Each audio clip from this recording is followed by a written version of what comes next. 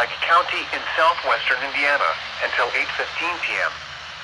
At 5:15 p.m., Doppler radar indicated thunderstorms producing heavy rain across the warned area. Up to 2 inches of rain have already fallen. Flash flooding is expected to begin shortly. Some locations that will experience flooding include Petersburg, Winslow, and Spurgeon.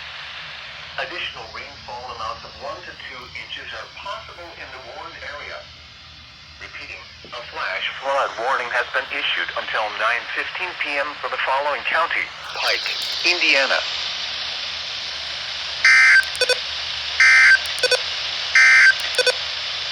The National Weather Service